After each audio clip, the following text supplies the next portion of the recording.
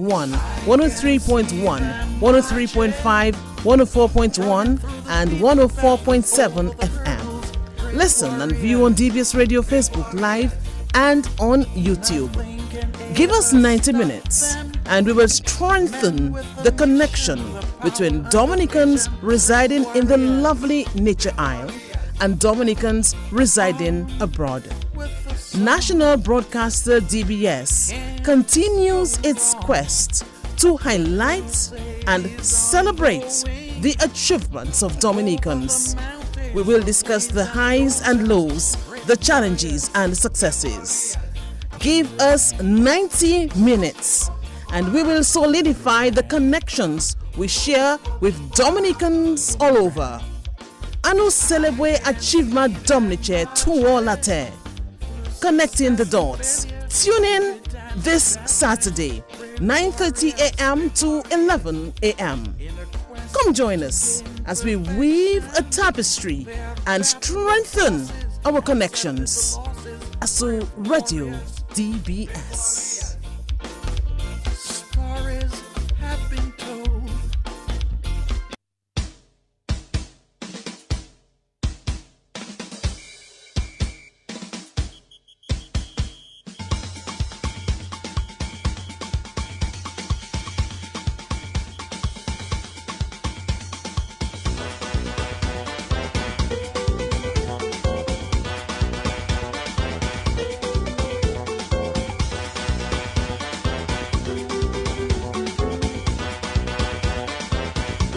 Welcome, people. Welcome to Connecting the Dots on DBS Radio. Saturday, March 11. Fine weather in Dominica. Cool breeze at times, heat at times. Flu season is still on. But the Commonwealth is doing fine. I am looking at Nigel's window right now. Urge to send a stone, but I'll knock instead. Nigel, come a while. Nigel, hold on. I come in. I closing the window. Okay, close the window. That kind of a window you have there that falling apart. Yes, I don't want anybody else to hear our story. That falling apart, man. Close that window, Nigel. Yes, I don't want anybody to hear our story. How you doing, my brother? I am doing well, my sister. How are you doing? All dressed in your beautiful, what color is that? Teal and a green, a forest green, something like that. All right, green forest. Yes, Yes, blending with the nature island, the Commonwealth, and the planet all together. Oh yes. Nigel, we're not going to talk a lot this morning in terms of our chit chat. We'll talk a little about Alwyn. Well, we'll talk about Alwyn Bully, really sad, really sad. Yeah. But there are many times, that we can boast about our Dominicans. Many times we can boast, about people who have really fashioned this place into what it is right now. Our rich cultural heritage is one of them. And when you think about, how we have sustained many aspects of this rich cultural tradition, our cultural heritage, through the efforts of one Dr. Alwyn Bully, then, people will begin to understand why we should never forget, what Alwyn Bully has done for Dominica and the Caribbean, Nigel. Yes, definitely so. I mean, Alwyn is probably one of those names that can almost go together with Dominica. When you say Alwyn, you say Dominica. From way back, his contributions even when at school and what he would have done for arts, for culture, for nation building. Started his theater group very early and, People's Action Theater. And, I was blessed to have been part of that and work with Alwyn and share with Alwyn. And of course, when he left for Jamaica, was able to pass on the leadership of People's Action Theater to me and to carry on that legacy. So, met in Jamaica and continued working together and sharing together, mentoring me in terms of theater and arts and, what's involved in culture and how the passion for it. So I mean, in terms of that contribution, Alwyn goes hand in hand with Dominica, and what I probably would, I mean, like about that particular fact is that he didn't just keep it to Dominica. He ensured that he, wherever he went, he spread that name Dominica and did something that Dominicans could be proud of. So even now in Jamaica, like Jamaica School of Drama, for example, they have like a Facebook page and so on, which I'm still part of. And, the tributes are being paid to Alwyn in there. And that tells you something that, because for those of us who know a little bit about Jamaica, I mean, in terms of how they cling to what is theirs, and to have Alwyn as part of what they consider as making a contribution to Jamaica and to Jamaican theater and to Jamaican culture, that tells you something, Mm-hmm. So, I mean, I could go on with my relationship with Alwyn, but, I mean, Anita sympathy, accept my sympathy, and the rest of the family, and Shadi, and the rest of the kids and everything else. But we've lost an icon. The beautiful thing about it is that he has given us something, but not just something. He's given us so much to remember him by. And I am hoping, and I know when we talk to Gordon, that's one of the things I want to look at. I am really hoping that we find a way, and we said that last week, but we find a way to include Dominican history in our schools, and that our young kids, our young persons can know about our Dominican contributors. Definitely. That's another excellent example for us to do that. Mm-hmm. I agree, Nigel. I agree. This is certainly a great loss for the nation. I myself was privileged to have met Alwyn since I started my career in broadcasting, and that was very long ago. And, we developed a very good relationship. I would visit him regularly from time to time, Nigel, and we would talk at length, even lately when he was struggling with his speech. A wonderful soul he was, Nigel, and you know that well. You having worked so closely with Alwyn. He was a tireless advocate for doing things well, not taking shortcuts. And I think he did his work with consummate skill and professionalism. That's how I can, describe it. Yes, Designed the national flag of Dominica, and our flag stands out, among other flags. Wherever our flag is shown among other flags, I mean, there's something about the Dominican flag that really stands out. So Alwyn really became a symbol of culture. He sure did, and I know that they've been, maybe at some points, you probably play 2 minutes of Triumph song written by Ian that says "Name the Arab House of Culture" after Alwyn Bully. That Calypso that he did a couple of years back. But I mean, and I'm hoping that we don't continue that legacy that we have of naming and honoring things after people have gone. I know that's the usual way of doing it. Yeah. But maybe we can break the cycle. Yeah, we should. So, I'm happy that, Gordon is there, and we'll talk to him, and at some point we can have, some monument, some school, something named after Gordon in Portsmouth where he's from. So we don't continue that. We have to break that cycle. So, but Alwyn, like we say, I mean, so much he's done so much, whether it's in theater, whether it's in terms of storytelling, whether it's in terms of composing the songs that he did. I mean, he had a hand. So much. I mean, Dominica's cultural milieu, I mean, the landscape, the setting was really fashioned largely in part by the work of people like Alwyn Bully, Theatre, Nigel, the arts in all its forms, folk tunes, paintings, landmark plays. My Soul Magnifies the Lord. I played this a while ago, and Gloria. Yes, Gloria, and Rula in Hairuna, P.O., Osei, Masqueraders. Good Morning, Miss Millie. The costumes that he's designed, and the carnival bands that he was part of, and I mean, the Old Mill Cultural Center being the first and only. I mean, he started the cultural division on his own. Basically, the cultural division was one man, Alwyn, until he brought in Pearl and Raymond and others. So, I mean, that kind of commitment, especially when he did it during a time where probably, the monetary rewards wasn't that great. So it would have to have been done from true passion and belief and love for country. Yeah. really, Oh yes, when you definitely. think of it, Definitely.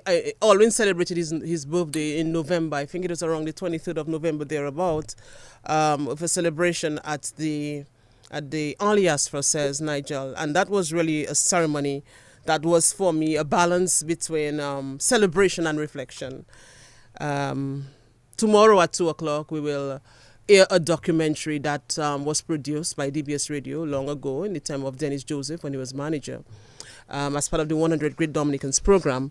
So that documentary, Nigel, I'm not sure if you would have heard it already, it really encapsulates the ethos of Alwyn quite remarkably. So that is something that people can look forward to tomorrow. But we have Gordon, and I know we can bring on Gordon even before we introduce him as our official guest, because I was speaking with Gordon just a short while ago, Nigel, just before the program started, and he too had a lot to say. Gordon Henderson, Papa Creole, come in again.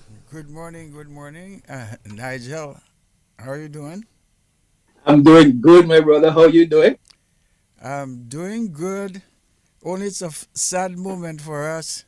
You know, Yes. everybody is sad. I took a walk through Roseau this morning, and Alwyn has impacted the lives of practically every generation, going back maybe the last 50 years or so. What year was he principal of the DGS? That would have been sometime in the 70s. The exact year doesn't come to mind right now, but I know it's going to be around that time. Okay, so which means that is like, what I heard that he died at 74, and it would seem that he has been there forever. Yes. Yeah. It's a sad moment for us. Definitely a sad moment. I know Nigel It is. will explore that more, even when we start the program officially in terms of bringing on our guest. But we must always remember people like Alwyn Boley, and we must always show respect and, appreciation, and embrace our cultural icons, not just our cultural icons. I mean people, our Dominican people, but there are people who really stand out, who have done so much, and some of them continue to do so much to really put us on the map, to really develop this small island, this gem. So yeah, I'm happy that we have Gordon Henderson on today. It's part 2 with Gordon Henderson. Nigel, we had him via Zoom once, and Gordon is doing big things still, and I felt it really necessary, a must rather, to have Gordon, as our guest. And I know you agreed, Nigel, so we discussed this and we were all for this, and I'm so happy that we have a cultural icon, and it comes at a time, when we are mourning the loss of another. So let's celebrate our heroes, right, Nigel? Definitely so. Definitely so. As you said earlier, in terms of when Alwyn had his birthday, and for you it was celebration and reflection. Today is the same thing. Today is reflection on what Alwyn has done for us, and celebrating what Gordon continues to do for us. Yeah. So it's a nice theme, a nice blend of reflection and celebration. So as we mourn the passing of Alwyn, we celebrate the legacy that Gordon is going to continue to live for us and what he's doing. So it was important for us to have part 2, like you say. We had to have him, and we found out so much about him when we had part 1 back then, but now in living color, as they say, in the studio, we will find out some more about him, but also what he's been doing and what he's currently doing. A great project that I, thanks to Wadix, I've been able to catch little pieces here and there.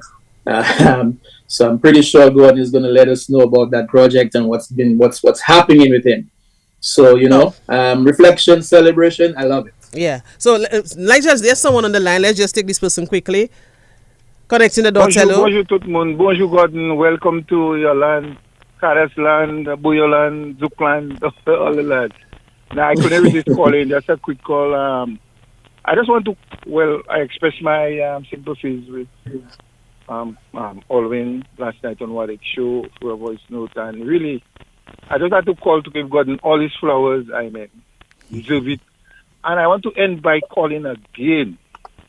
You have done it from the reparations committee that all war heroes a renaming of names that makes no sense for our history or colonial past, and naming a lot of things after our heroes. I think we have to be proactive. It has started with one or two names changing. We have certain schools, but that have to be a focused process, and we shouldn't wait when people gone for their memory to do it. So it's another call for us to do it and do it now. We have many heroes, more than enough people to select from in all spheres. So, Gordon, big up. I've been following your work. I know you're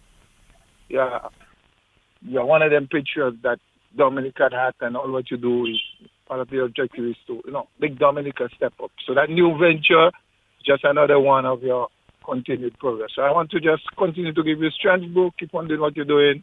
The legacy, right there with you. Nigel and I would. Yeah, man. Program, keep it up. All the best. All right. Only need another half an hour, I suspect, to make it official. All right. We'll see what we can do. Yeah, man. Of course, the man Dubs, Dr. W, thank you so much for that. And from the reparations committee, definitely so. I mean, it's time for us to what Black Diamond says through Joey Lloyd, come for our granny change. Yes, and apart from coming for our granny change, yeah, I mean, we have to. It's probably going to be difficult, I guess, for quite a few people, those who are still, I guess, in some influence and have grown up through a colonial era and probably don't want to find themselves being divorced away from things that are colonial and things that are in the past. But as we as a people grow, as we continue to grow as a nation, then we have to begin to make those difficult but important decisions, and all the different streets and different buildings that still have colonial names. We have to find a way to bring our current Dominican history into it. So definitely so, Dubs. All right. So Nigel, let me just take one caller quickly, and then we start off with Gordon Henderson, because you need a lot of time for Gordon Henderson. Yes. You are on Connecting the Dots. Hello. Yes. Good morning, Ivonia. Good morning, Nigel. And good morning to the godfather of Cadence, Lypso. That's what I refer to him as. Is God in the studio? But of course, he's there. Good morning. Good morning, my dear friend. Good morning. This is the sign man, Ibrahim Brohim. Oh la la! But you put on your presidential voice this morning. Just called to say good morning to you, my brother. Nice having you here in Dominica once again. I hope we get to see before you leave. Certainly. And keep up. I'm looking forward to that project you're on. Because the more I can learn about that music, it enhances my mind. So all the best, and we'll talk. Good. All right, my brother. Take care. Yes. All right. Yeah, man. If there's one person who really enjoys Cadence, I tell you, that is the sign man. That is the sign man. Indeed. And let me take the opportunity to say hello to Doc Dublin. Yeah, my mic was off, so more power to you, bro. All right, okay. All right, so next, Nigel, let's bring on our guest officially. He has been... Well, before we do that, just very quickly so we can wrap up on the album, just a few people on our page always. Yeah. And the calls are still coming their deepest sympathy, and so Alwyn Thomas also wants to say good morning to Gordon. We'll talk to Gordon in a few, but he wants to express his deepest condolence to, the family of Alwyn Bully. Susan Henderson wants to also accept her sympathy and deepest condolences to the entire family. Albert Williams, my brother, good morning to you, all the way in England. Please accept my deepest condolences to the family and friends of the Dr. Alwyn Bully, cultural icon. And Dennis Lake also wants to say, deepest condolences and good morning. Carl Kofi James, good morning to you. Wants to express his sympathy, and of course, good morning to us, and good morning to his brother Gordon Henderson and Winnie Green and all the others that's been saying good morning and accepting the condolences on behalf of the Bully family, and of course saying that they're now waiting to hear what Gordon is working on, because it seems interesting. Well, I'm pretty sure we're going to find out about that, whatever he's working on. Gordon always seems to be working on something, but I don't know. Yes, Gordon has laddie, why you know? Gordon has kind of a lad in there. Okay, I'm gonna take the final call. Okay. Hello. Good I morning. am so happy for you taking my last call. All right. I want to say to Dominic and the Creole world, I have not been to Creole Festival for the last two editions, but I waiting for Gordon to come back. And I oftentimes I look at that performance he had in Tell the Blues in Marigaland. And I wish a lot of Dominicans would look at that. Tell the Blues, that was a class act. And every now and then I look at it, and I want Gordon Henderson to return to the World Creole Music Festival. I'm saying that for Discover Dominic Authority to hear too. Thank you. All right. Okay. Yes, Nigel. The calls are still coming, but we'll take some calls a little later. But we have to bring on Gordon. I mean, as I said, Gordon has been letting his light shine for so long, and this light continues to shine. And he too would have worked with Alwyn, so we know that. He too is a past manager of DBS Radio, Gordon Henderson. He too is a cultural icon, Papa Creole, Kadas King, Golden Voice, Trailblazer, Master Lyricist, and I could go on and on and on. Right, Nigel? But it's your turn. So as we officially I'll let you go on. I mean, the way you're describing Gordon, I'll let you go on. I mean, and of course this program is recorded, so we'll have it for a long time to come. Yes. That's a. But yeah, I mean, like you mentioned, I mean, Gordon has done so much, and what I like about it is that he's done it from a young age and continues to do it through his golden years, and continues to always keep Dominic at the forefront in what he's doing. So it's not just for Gordon, but it's for Gordon and for Dominic, and what Dominic can reap out of it. So Gordon, officially welcome again to Connecting the Dots. This is a program where we try to link Dominicans who are at home and abroad, and try to bridge that gap the best we can, right?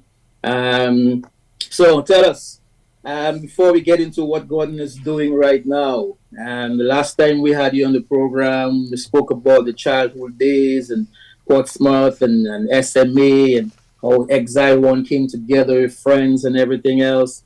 How has it been going for Gordon? How are you doing? Well, after COVID, I'm happy that we can travel and pursue projects that were planned before COVID. So I'm busy at it. And my work always entails travel all over the world, and I love travel. Perhaps that's one of the nice things about music on stage. You have to travel. I love travel. Are you still finding time to produce music? No. I have a lot of demos, but when I perform, people usually want, because I'm in a very singular situation. I am one of the rare artists in the Creole world that can deliver a repertoire that goes back to over 50 years. So when people invite me to perform, they don't want to hear anything new. They think that the young people are there to produce something new. They want to hear something from the 70s, something from the 80s, 90s, all the way. And I feel so touched when I perform in countries where people think in that way, because it's not every Creole country. Some Creole countries live like, there's a French expression where people refer to certain things as Kleenex. Kleenex is a brand of tissue paper, so they use it and they throw it away. It's disposable. But there are certain places like in the Indian Ocean, that's why I go there very often, is they have sustainable love. I think I might use that as a title of a song. So when I perform in these places, on one occasion, I was so touched when I saw the entire front row, people were in wheelchairs. Not that they were I hate the word handicap. Well, we use some euphemism for handicap these days. Disabled. Not that they were disabled, but they were old. They were of my age or older, and behind them had their children, and way up in the stands had probably the grand and great grandchildren. So they don't want to hear anything new, because anything new would demand that I use new techniques, new sounds that, so I am like a history book. But Gordon, let me go back to what you just said and give us an idea. How do you feel this little boy from Dominica who has made it so big, and you are performing in a country and you're seeing people on wheelchairs and just enjoying what you do? What does that do to you at that time? Well, it represents my fee. It's more important to me than money. I feel overwhelmed. I'm surprised that can happen. And as we mourn the loss of Alwyn, the project that I will talk to you about, he wanted to do it in a different way. We discussed it a few years ago, but it's within the context of film, and you know that film is very expensive business, and the competition is Hollywood. So we didn't get to do it. So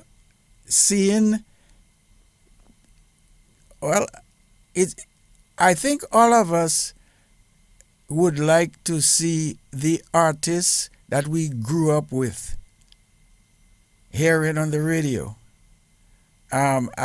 I will do anything to see Sparrow.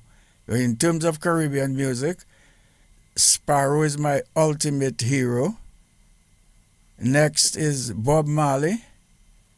And I would do anything to see these artists perform, no matter how old I become.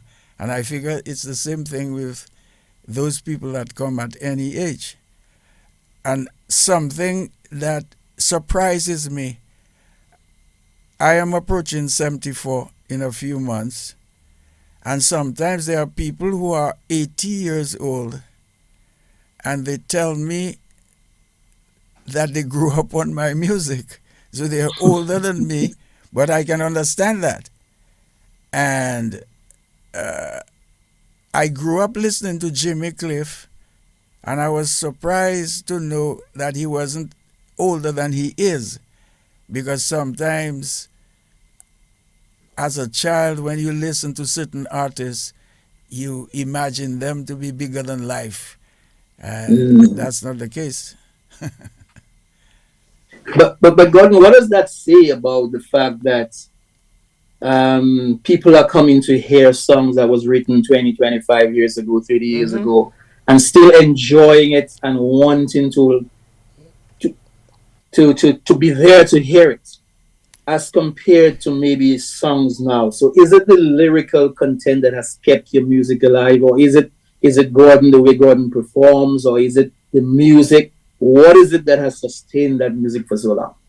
Well, first of all, you said 25, 30 years ago. Let's get it straight. It's 50 years ago. 50 years ago. Okay. Yeah.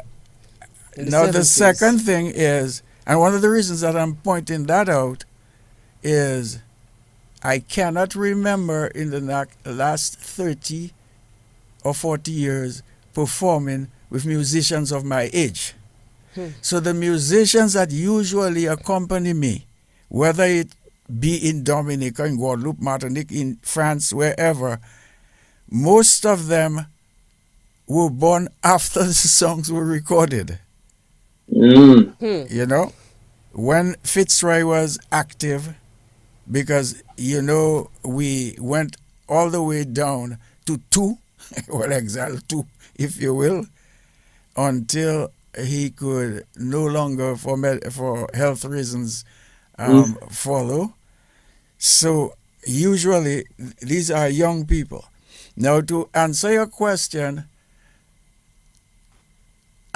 nowadays we have an abundance of songs. Remember, with technology on your phone, you can have millions of songs. Probably we were fortunate 50 years ago that there was not as much competition, so a song had more impact on the psyche of the listener. But what I cannot explain, and maybe we need sociologists and people like that to explain, is the longevity of the songs, of the impact. I was in an interview yesterday and I said, because they were talking about modern forms of Dominican music, and I said, well, one of the measuring sticks or yard or what they're called, we need to use is to see how genres stand the test of time. And I mentioned that today, one of the names that we hear in Bouillon, for example, is Asa Banton.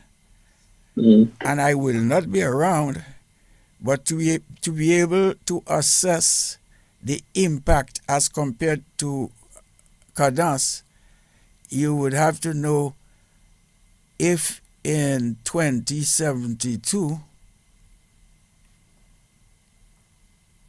he would have the luck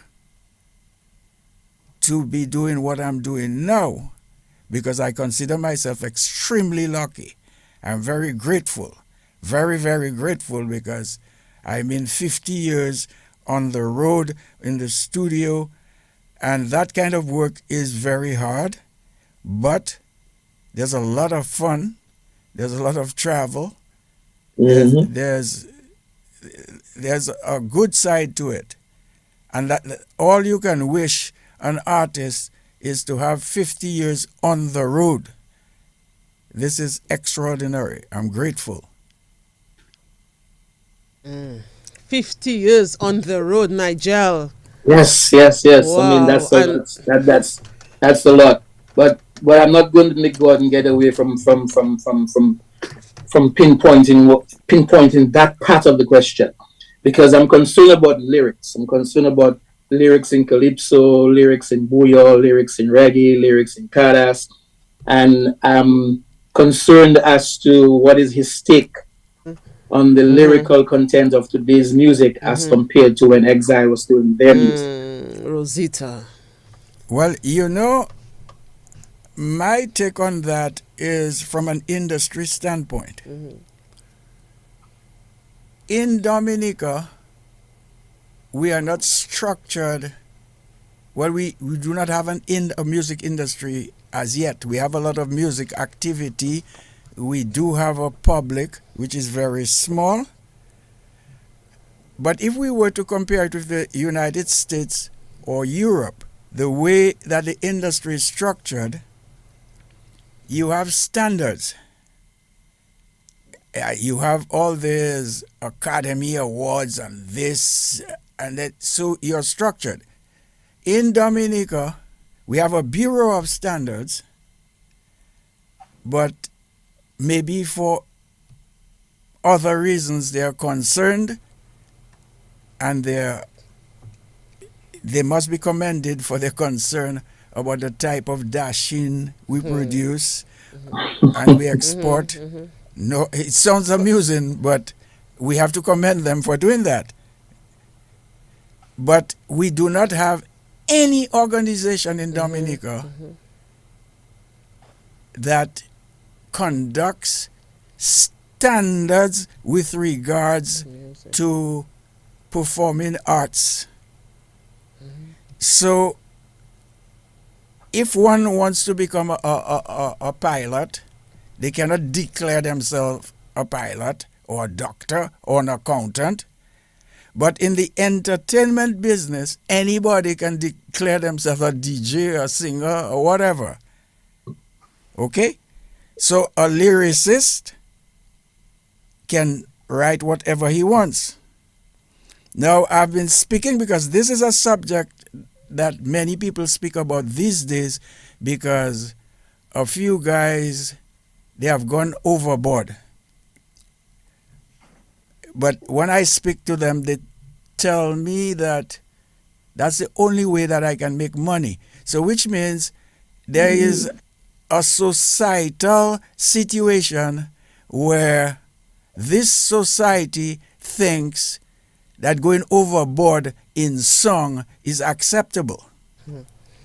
So that the first thing, it's a societal problem. Secondly,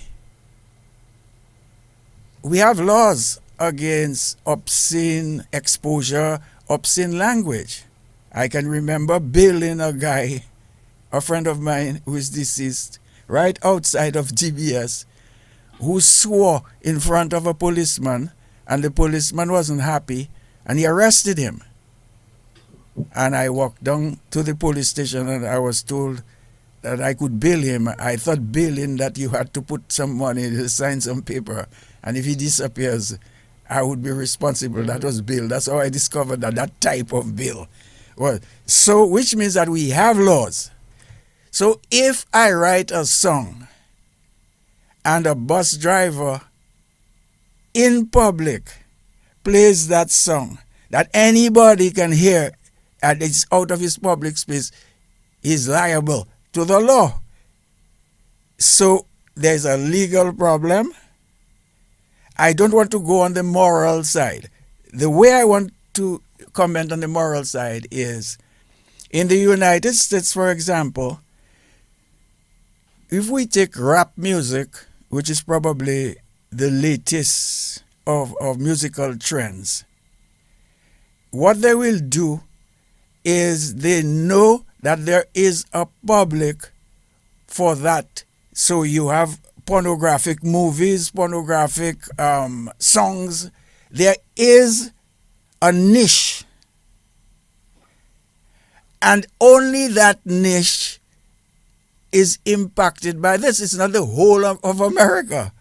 Mm-hmm. And they make a clean version, as this is the jargon of the day, for the whole of America. Here we have it in reverse. The young artist says, my only chance of making some money from the music is there are no standards, there's nobody to correct me, there's no police to arrest me. So I make my money, and in an attempt to cross over, I will make a clean version that nobody cares about. Because like if you're a child and because sparrows speak about lizard and so on, you understand the song as a child, but you want to sing it in front of your parents, so you start, you will not sing it. So the clean version of the all popular dirty one doesn't make any sense, you know? So that's my take on it. We can correct it, but we have to set up institutions to do so. Otherwise, we'll just go haywire. And if the society accepts it, what can you do? But it will be a lost generation. And I think that collectively we can pinpoint organizations, including the police, that can play a part, the Bureau of Standards, along with the Ministry of Culture. We have to set up institutions, otherwise that thing will just, we will become a country of smut, musically. There's a saying that smut sells, and if we look at what is happening. So Nigel, I guess we need a bureau for performing arts or music or something like that. And one is hoping that, because I know there is a music association or something with the Association of Music Professionals, AMP. Right. Yeah. So we're hoping that Association of Music Professionals can be the ones to begin to look at that, to safeguard that music industry. As Gordon says, we probably don't have a music industry yet, but hopefully we can build on getting one. Same way in which we probably don't have cultural industries even if we know how important culture is to our economic and other development of the country. So hopefully we can get there at some point in time. I mean, I know it's something that Gordon has been talking about as well in terms of cultural industries and getting into your project in a little bit, Gordon.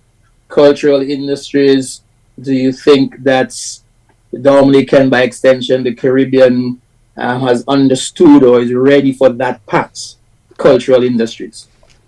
It would seem, because occasionally, the topic that you brought up a while ago, I noticed a few ministers of government in Jamaica coming out strongly against smut in their dance hall.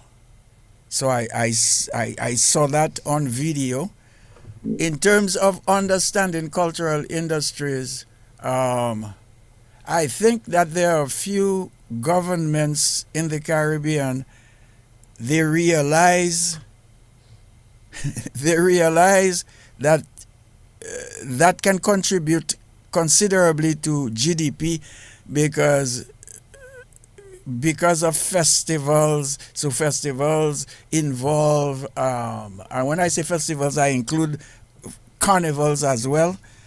That will involve tourism. It will involve the sale of music, design, and all of that. But we still do not have the necessary structures to do that. We have another problem that I am hoping with the project that I'm on, that I will discuss, is there is still petty insularity instilled. We don't think as a Caribbean people. We had that federation that broke in little time. 1 from 10 leaves 0.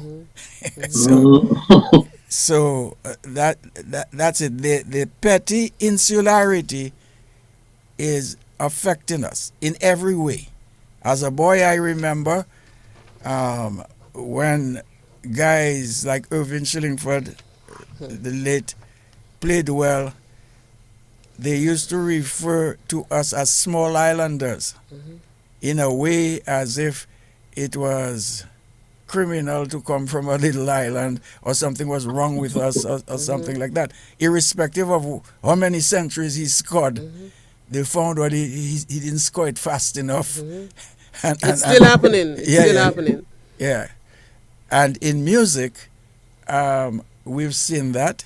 We've seen the influence of Dominican music on soca. And when I say Dominican music, Cadence on soca, and when I say soca, I'm speaking about the soca of Lord Shorty, because, right? And we've seen the influence of Bouillon on soca, so much so you would have to be tone deaf to not to distinguish the amount of bouillon that is in today's soca, you know. So if we don't break down on that insular mindset, we will be kept behind. And when I say we, all of us, because Caribbean music, even Jamaica, for example, reggae had its day and probably still does, but they evolve into dance hall and into this and to that and crossing over, working with other types. But a few years ago, I got an award in Washington, D.C., and there was this singer called Maxi Priest at the same award ceremony. And it was some West Indian American organization. And when he got his award, tears rolled down his eyes, and he said it's the first time that his people awarded him with a trophy. And I couldn't quite understand. So I asked him what was this all about. Well, he said that he sings reggae. He's a very good singer. You all know Maxi Priest. He can do reggae, but he has done duets with Dionne Warwick and other people. But he was born in England. And when I speak of insularity, the insularity goes beyond island. The fact he considers himself Jamaican, he does reggae very well. He has had reggae hits. But the fact that he was born in England, he did not qualify to go to reggae, Sunsplash, and that sort of thing.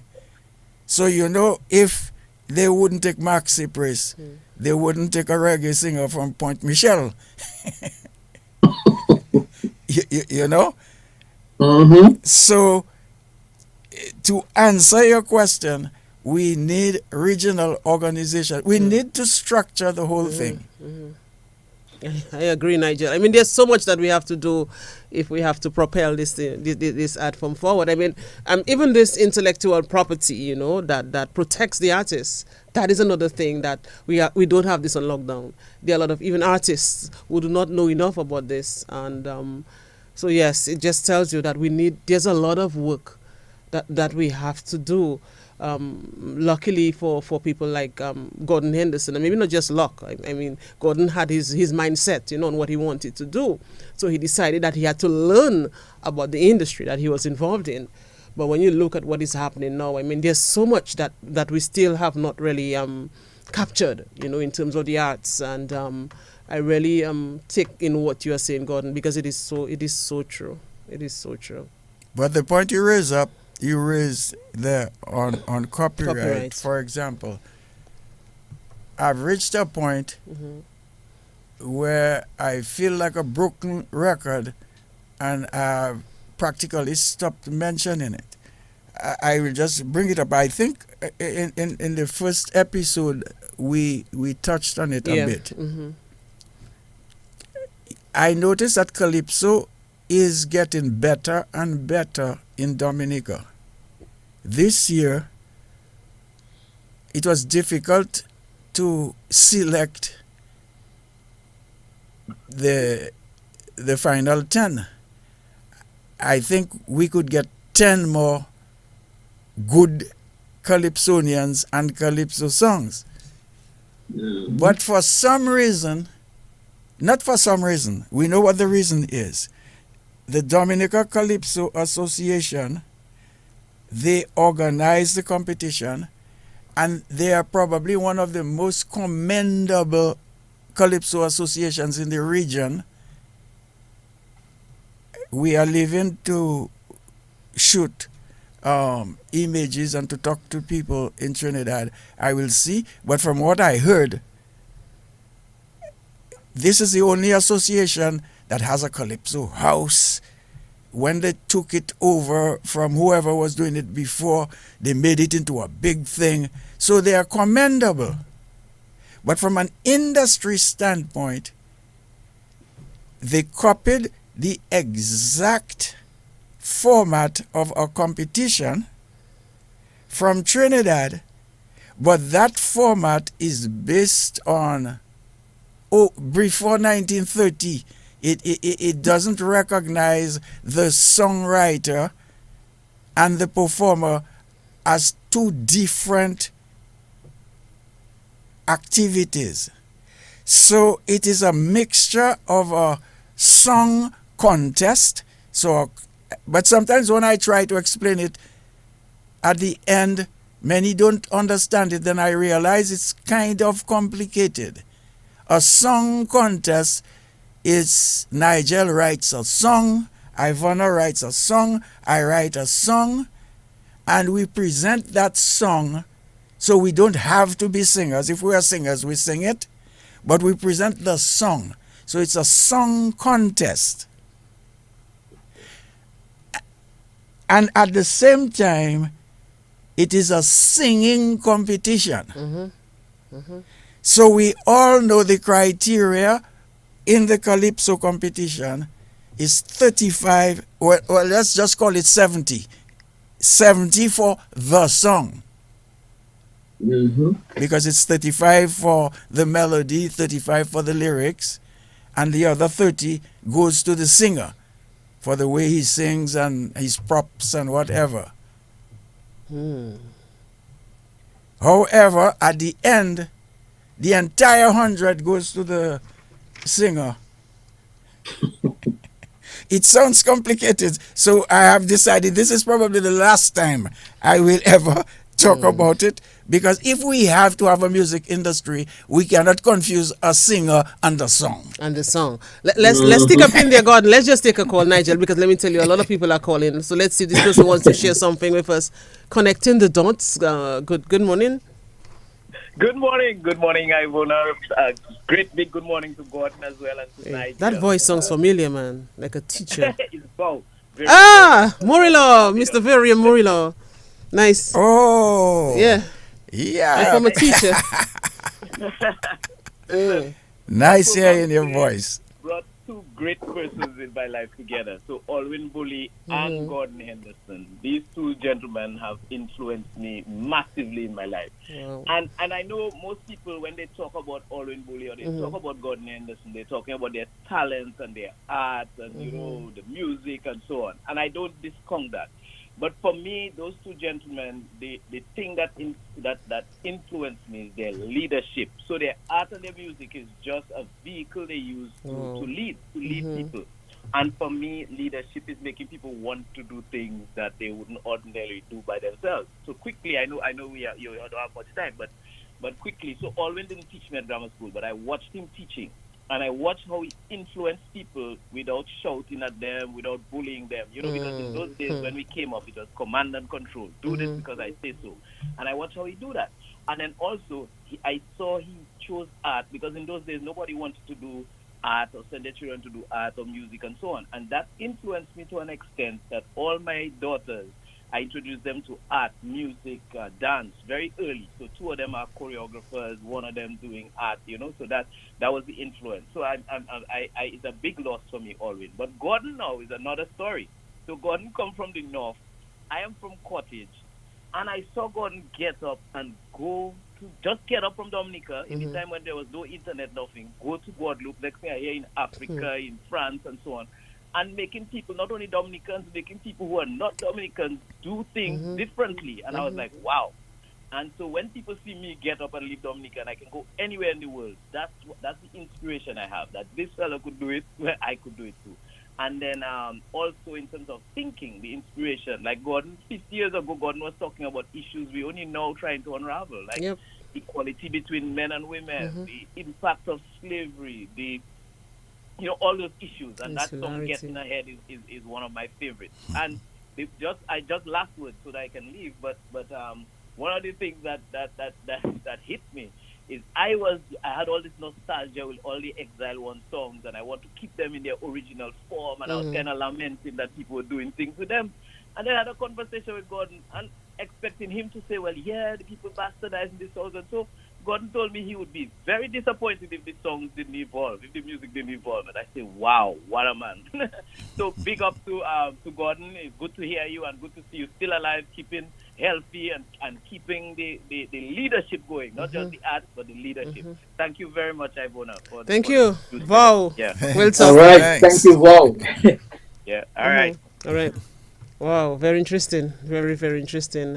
Leadership, Nigel, that's what he says. Leadership, and that's important as well. I'm not sure if you would want to say comments on what God would have said before Vow called Nigel, when he was talking about the whole point system, and especially in the Calypso, and how much point. Well, I mean, I've had my concerns with it as well, and like Gordon, maybe at some point you realize that it might not be, I don't want to say worth it, but it might probably not be the correct course to keep going down if those who are involved in it, those who are leading it, to use Paul's word, those who are leading it, they don't see the value of it.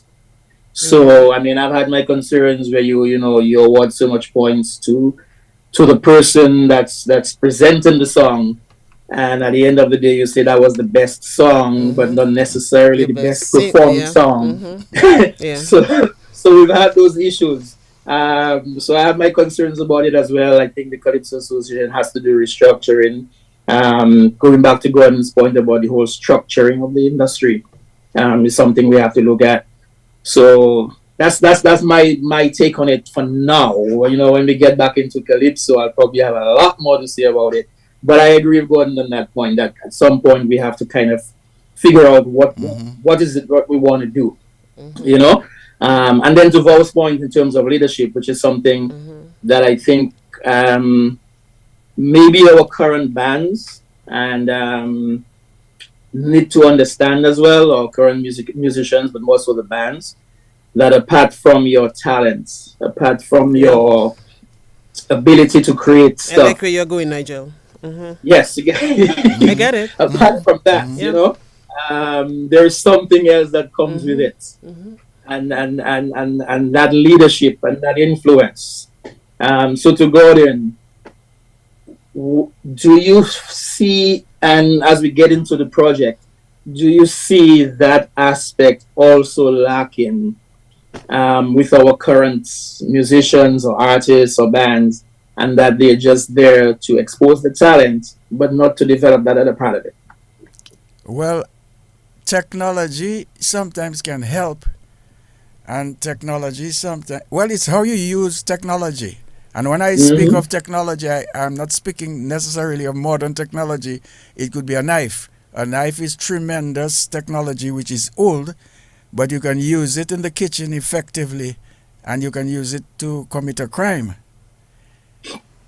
New technology, you spoke of bands, but there are very few bands, huh? Most of the recordings we hear on the radio, they were done by one man with one computer. And sometimes a telephone is good enough, is equipped enough to make a recording, because the drums, you don't need real drums, you don't need this, you don't need that, and then you sing, and then you can download whatever and you mix it and so on. So the social aspect, so there's nothing to lead. There's nothing to lead, because you made the record by yourself. It's not a band. When it becomes a hit, then you gather musicians to perform. But all they have to do is learn whatever you had done yourself. So the social aspect of music, because people talk about like the Swinging Stars is the longest reigning group. They're like a family. And I can speak somewhat with authority, because I just did more than an hour interview with Norman later, who spoke to me about even before the Swinging Stars, the birth of Swinging Stars, the growth of Swinging Stars. And you're talking about human beings. Most of the other bands are not really bands. They're people, talented people who use a computer, but they cannot pursue performance by themselves. So they have to get friends to try to do that. So the social aspect of musicianship is not like before. Therefore, leadership has practically disappeared. There's nobody to lead. Your computer, you can lead your computer by yourself. I mean, that's interesting in terms of how technology has probably, in a way, almost erased the need.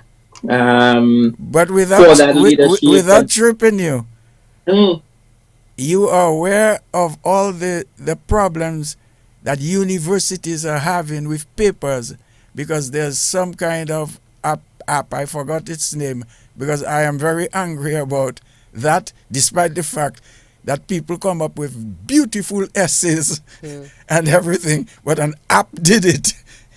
Yep. But music, we have been doing that with music long ago. It just got into literature and that thing at university level. So they are trying to get apps to detect if the app did it and that sort of thing.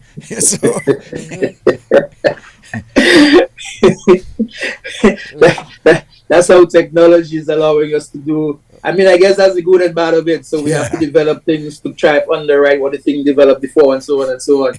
But going into your project, because I know like time is running on us. Before we go into the project, Nigel, let me just Yes. say quickly. Paul was also saying that one of the things he wanted to ask Gordon is about managing stars. He said that this is something he tries to get leaders in organizations to handle. Many of them are afraid to lead people who will be more talented than them. And he's saying that I'm sure Gordon has to do that. What are the techniques he uses to lead stars, to influence them to take the best path? You want to comment on this, Gordon? Well, he is someone that I would like to listen to some of his seminars, because I am lucky again, because when people call me to do webinars and that sort of thing, and some of these people have achieved much more than me in certain areas, I am lucky because I am usually older and more experienced than them. In other words, a guy might be an expert in some aspect of the music industry. He is an expert because he did research, he read, and he did it through academic channels, and he has 2 PhDs. But when I'm sitting next to him doing a webinar, and they refer to me as an expert, I only talk about what I've done. I've seen this, I saw it like that, it is done like this, and I have memory and I take notes. Then the expert, who is more qualified than me, researched it. And there's something about history, we can compare it with news.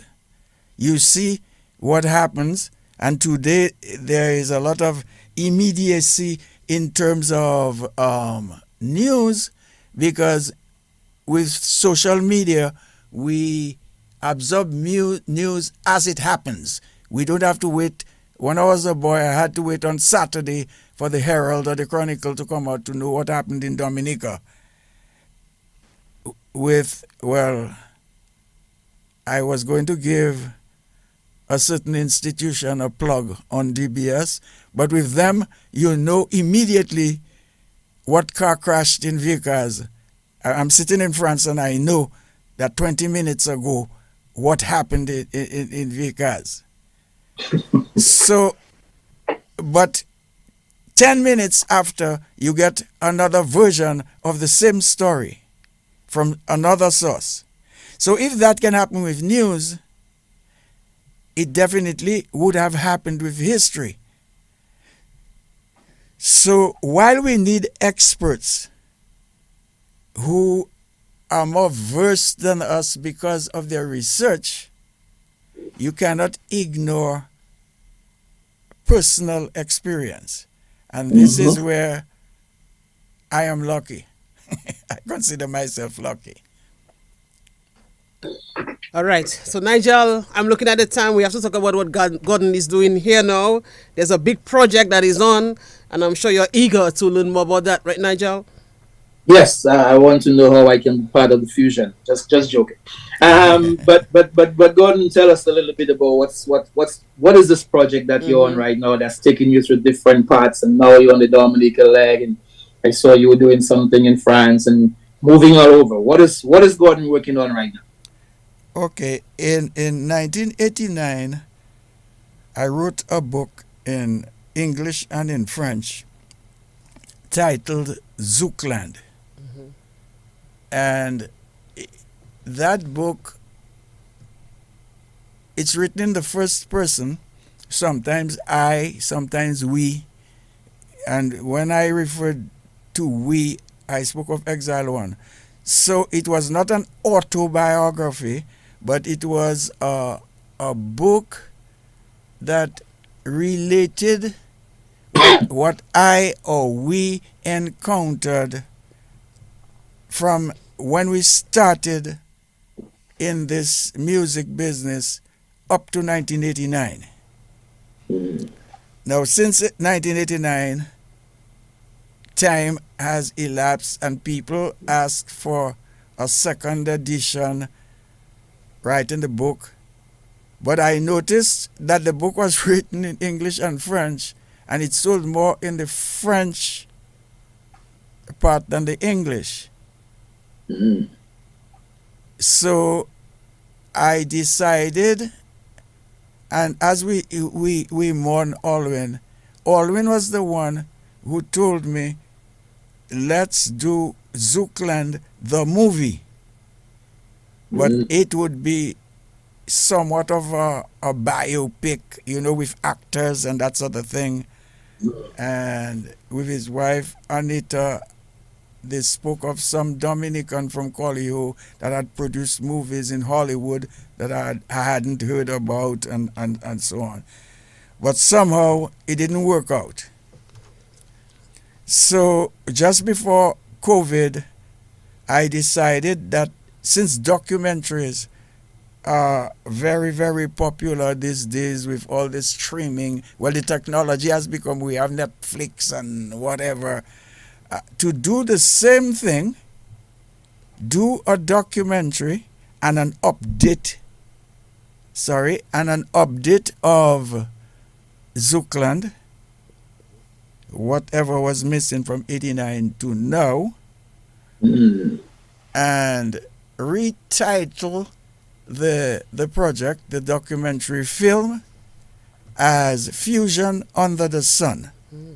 Because Zoukland would give the impression, first of all, the era of Zouk should be over from a societal standpoint. We cannot be, Kassav celebrated 40 years of Zouk some time ago, so Zouk must be 45 years at least, or approaching 15 some way. So the title is no longer relevant. Fusion Under the Sun, because the understanding is this Caribbean music, which goes back to one of the questions previously raised, we broke through barriers. Dominicans, I am told, but I will find out before the end of shooting, that in the 70s, as many as 30 Dominican bands and real bands, and there were no computers. And I'm not saying that in any derogatory way. I'm just explaining that in those days, the musicians played the instruments themselves, as opposed to today. As many as 30 or 33 bands were recorded from Dominica. But these bands mainly were recorded in Guadeloupe. Now, this created a music industry in Guadeloupe. Because when I went to Guadeloupe, there were about 2 studios. During the boom, the Cadence Lypso boom, there were distributors and publishers and many recording studios and agents and people. A whole music industry was born over there, but with the raw material, the product itself was Dominican.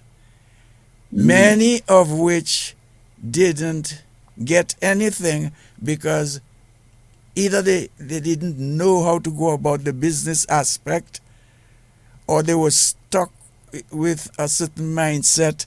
I don't know. So we are trying to understand the fusion of people, the fusion of genres. That is what we are trying to understudy. So the central of Zoukland is there. In the first person, I'm saying I saw this, I saw that, I went there in this year, this. But it is backed up or denied by people who themselves were there. And they will either support and say, no, well, Gordon is talking nonsense. It wasn't like that in those days. And I don't mind, because it's not about opinion, and I might be wrong sometimes, I hope I wouldn't be wrong most of the times, but I will give my bit and get people to corroborate or to deny whatever. So that's the whole project. And we intend to go all over the Creole music market as it stands and to make it look like an interesting niche too. Because it is that market, if it's combined, it is more important than many markets that people think are more lucrative. We are speaking about the art, but we are speaking about industry as well. Because a lot of people think that the Caribbean can produce many Rihannas, and meaning that someone could leave the Caribbean, jump into the American system, and rise within it without realizing that the American market has many niches. You have country, you have rap, you have this, you have that. You know, it is not just one big, you cross over and you jump into the American market. The Creole music market is a niche that is as important, and we hope to demonstrate it with figures and everything, that is as important and sometimes more important than some of the recognized niches within the United States. I use the United States because it's the most developed country in the music industry. So that's the aim, and we're well into it. The only thing is, the more that we interview people, is the more we're starting to wonder, should we continue what we intended to do, which was to make a 90-minute film, probably stretch it to 2 hours, or make a series with episodes, because there is a lot of information that is shared. And we want to show the beauty of the countries where we go.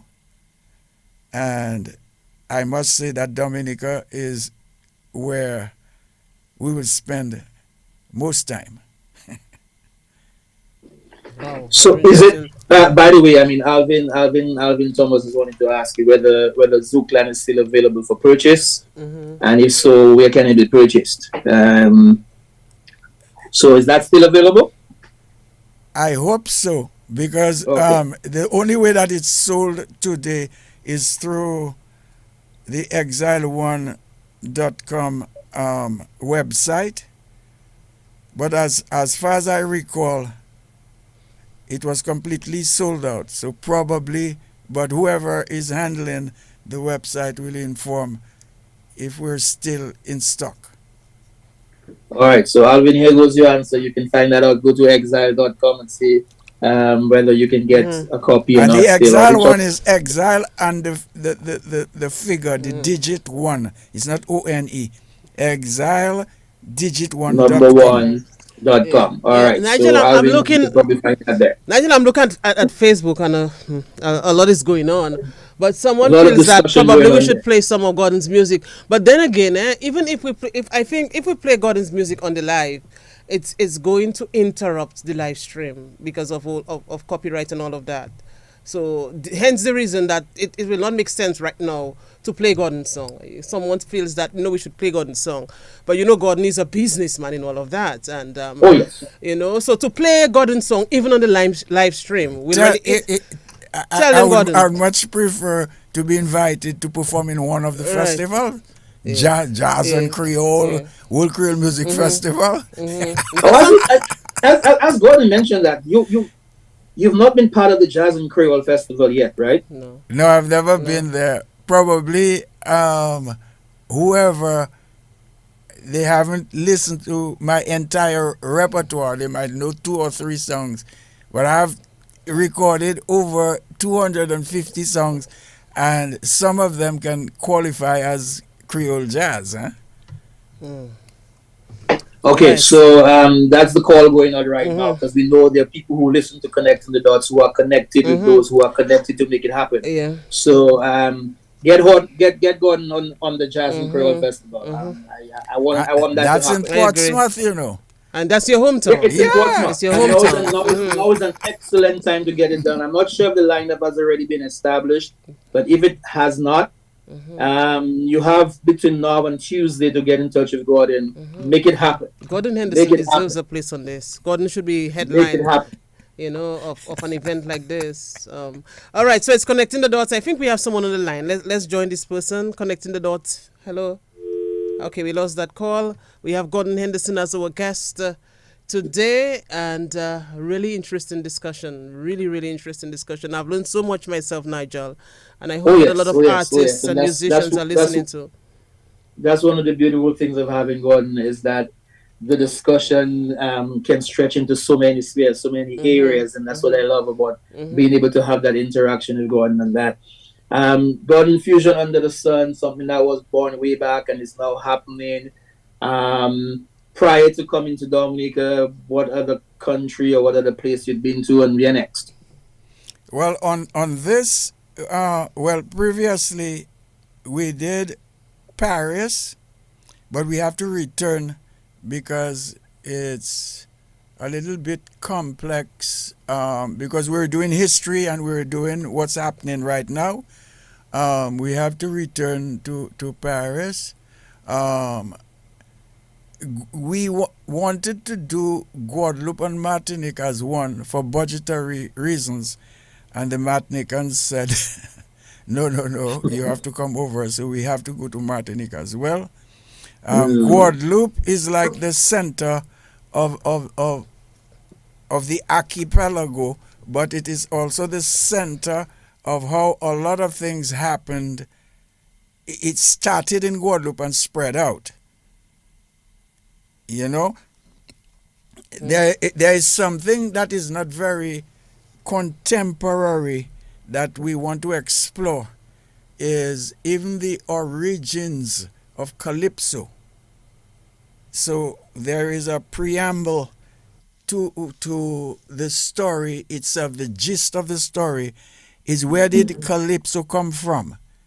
Now, I have been on discussion seminars where Trinidadian academics like to say that Calypso originated in Trinidad. Now, I love Trinidad Calypso. I grew up on Trinidad Calypso, but I know that it is historically impossible for Calypso to begin in Trinidad. Because all research, and this is why we're going to Trinidad and we will speak to academics. Well, I'll just say one thing. Calypso, the first Calypsos in Trinidad were in the Creole language. We will demonstrate why. The second thing I will say about that, when Calypso arrived in Trinidad, it arrived with the Creole language, but Trinidad was then, you heard the name, Trinidad, the capital, Port of Spain. It was a Spanish protectorate. They spoke Spanish, but there were so many of whoever came there that the lingua franca, the language of the country, was Creole. So we hope to demonstrate that and prove that and have Trinidadian academics say it themselves. So we want to dispel that thing. Calypso is a Caribbean thing, but Trinidad developed their form very, very well. I love it. All right, let's go to the telephone quickly. Connecting the dots. Hello. Hi, good day to the cultural family. Oh, what a day, what a day, what a day. And before I go to make my point, I just want to say one thing. Whether this program was planned for the way it is today, I don't know what it is. But DBS should break a little law today, because of the situation we're in and give it to all you now some extra time, please. Because this moment there, it's a joyous, sad moment. And I think I want to make my point, but I will take a little longer if I am asking Yeah, for so it. let's do it. Yeah, let's do it quickly. Yeah, Yeah, because we but don't I even want have to, much I will time. try to be very, very short. Yeah, And I'm saying, because of the situation we're in, we look at Mr. Bully first. Aye. That man is a total humanitarian, so I want him to see more. His work and everything. And having gotten there today on that program, talking about what he's talking about now is a joyous, sad moment. Let me say to all Dominicans, let us not be sad. Some people say, oh, what a sad moment. Share your tears of joy personally, but don't say it's a sad moment because Alwyn was not a sad man. And Alwyn wouldn't be feeling pleased now if we're talking about sad. Mr. Bully or his family, everybody, I want to say that man is one of two Dominicans that had a great influence on my personal life from the first time I set eyes on them. Two, Ronnie, you are a great man and you are influence on me. I deal with you, I work with you, and I know your project. I wish to just say one thing there. If we could go back to an article in the Chronicle, an image is missing. And I would want to tell you in ending on the project, I wouldn't like to see, I hear what some of the things you say nice, bringing in other people nice, but I'm hoping it is not a thing where we just sit down and have people interviewing, people talking. I would like to see, I don't know what plans you and Bully had. I haven't seen your movie, nothing about your movie, I'm just hearing about it, but I'm saying I would like to see it as a life. And like you see, probably all you have to look a little deeper now, seeing that Alwyn has passed in terms of what is the image we want to put out. Thank you very much for giving me the time. Great. And I love it. Yeah, Okay. I share in my tears of joy because of Alwyn. He gone, but will never be forgotten. His mark on humanity will remain. It will remain and it will make us strong. But we have to know, my people, let us put all them division and all them, let's put all them negative behind us. Let us start now. The death of Alwyn is a new birth for all of us. And look, we haven't gone now talking about what an image for Dominica. Let us all hold hands. A chain is as strong as the weakest link. All right. Thank you. Okay, Ashwa, by the way, stay on the line, yeah? Stay on the line. I'm going to talk to you off air. Just stay on the line. I will. Yeah, Nigel, go ahead. Yes, definitely Brown. Well, Ashworth Brown. So many different names, but a staple, if you want, in Named theater. after James Brown, huh? Yes. so big up to you. So Gordon, once you move out to the different countries and the different people you're interviewing, the aim there is to find out a bit more of, I guess, is it just for the music, or is it are there other aspects to this? Are we just looking at the music, or are we looking at what was going on at the time the music was being created? No, it's a story following a timeline of the development of the music as art and as industry. So the interviews will only, as I said, support or contradict as we go along. So we try to analyze. But there are certain things that may look obvious to some people. For example, in Guadeloupe, even some of the producers at the time didn't realize how Cadence Lypso was born out of Dominica, because Exile One didn't want to be stoned at somewhere, so we had to invent something on stage. When that was recorded and it became popular, producers started to come to Dominica to get people to play that kind of Dominican music that didn't exist. But it was easy for them to do it because they were Dominicans. So that is how you talk about cultural identity. They had a calypso background and they could hear the Haitian music, which represented the best of Creole music, dance music at the time. It was easier than Calypso. We'll try to analyze Calypso as more chords and more this, it's more sophisticated, whereas the Haitian music was 2 chords. So Dominicans could just do that naturally, and how this movement began. And this is why some may think that I am joking when I say I am not the king of Cadence Lypso. I named it. I happened to be the one to initiate it because I was the band leader, and I said right on the stage, do this, do that, do that. Let us try to save our faces. But I am happy. I consider Chubby to be the king of Cadence Lypso.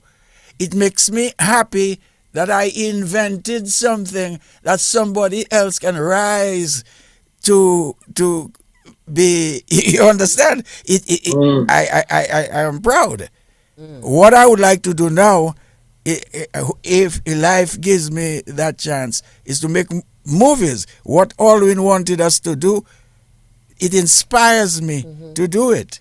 You know, so the first one is a documentary, but who knows? The second one, Brown might be acting in it. Well, let me ask you, Gordon, though, before we end. I mean, back in the day when Cadence was born, you all were taking advantage of that close proximity with Guadeloupe and Martinique, the neighboring countries. Bouillon now is widely accepted in these countries, but do you think that we should take more advantage of this, closeness, these ties? But I think it is taken. I don't think that Bouillon is accepted by Martinique. I have no reason, but Bouillon is pretty strong, very strong in Guadeloupe. And some Bouillon artists move over to metropolitan France. Yes, we should use it, but it shouldn't be only to do performances. I think that they should be involved in record labels, because record labels still exist. It's true that people purchase online and that thing. They should be organized in music publishing. It's still more money can be made. Let's put it that way. And they should make more than Cadence Lypso ever made.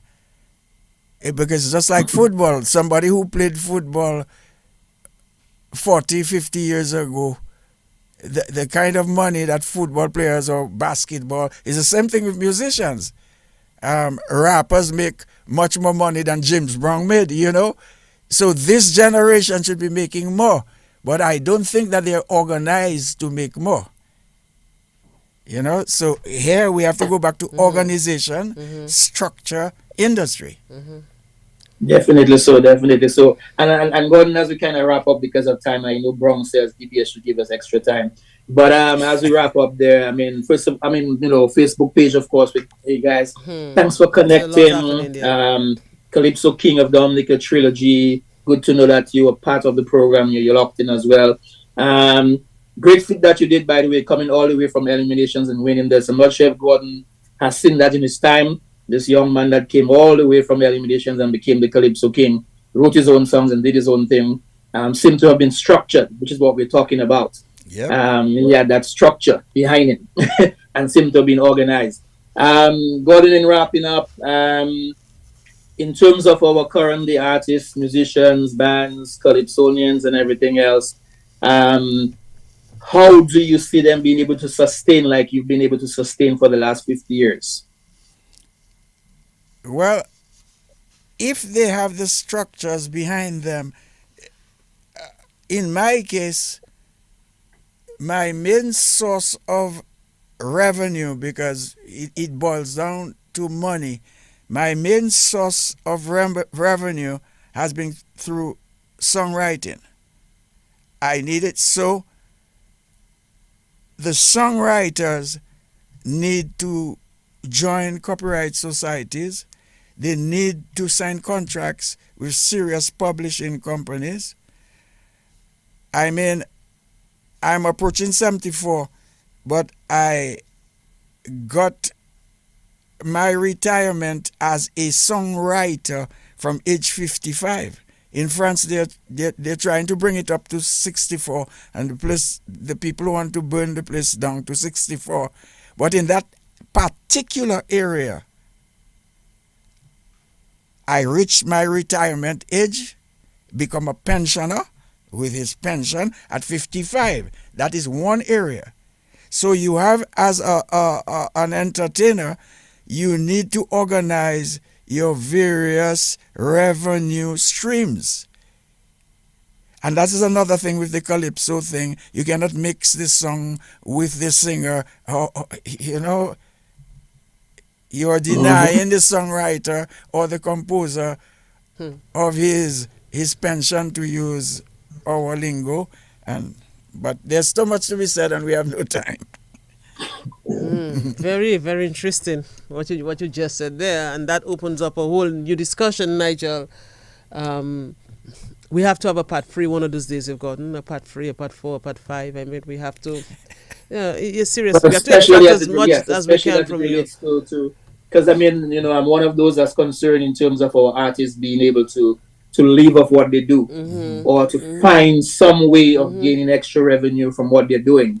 And so we definitely have to have Gordon and Mikael, who I know is doing excellent work in copyright and so on, and Mark Marie and the others, to let our entertainers know, especially the young ones, know that you have to be organized, structured, registered in order to gain something from your art. You can't depend just on, you know, that one song and just doing this. I agree. You know, I agree. Longevity and revenue is important. So, Nigel, I'm looking at the Facebook page. My goodness, a lot is happening. By the way, Trilogy, we have you down to come on soon. Somebody wanted to know, in terms of how you influence music in Africa. I know we don't have much time, but can you just speak to this like 2 minutes? The person is asking, Gordon, can you please talk about how you influence music in Africa? Well, when we released this record with Aki Aka, it was all over Africa, regardless of what language they spoke. So we performed in many francophone countries, Lusophone, that is the Portuguese speaking. What I think happened is our Caribbean music basically is African music in our way. But they re-imported that thing. They started playing like us.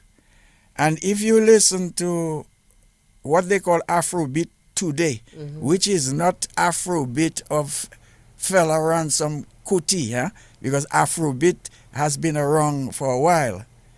The new Afrobeat is very much based on our Caribbean tack, tack, tack, tack, tack, tack. This is very Caribbean. Everybody knows this percussive motif. Pack, pack, pack, pack, pack. That's our thing. So they hear these things, which is fundamentally African. We did our thing in the Caribbean, and they have re-imported it, and our compatriot Burna Boy is hitting the world. Well, I'm just fooling around, you know, when I say our compatriot. But in some way, we are Pan-African. We are Pan-Africans, aren't we? So it's going round and round. It's a cycle. So they influence us, and we ended up influencing them. Wow. Nigel, so the time has come, the time has gone. Yes. It has.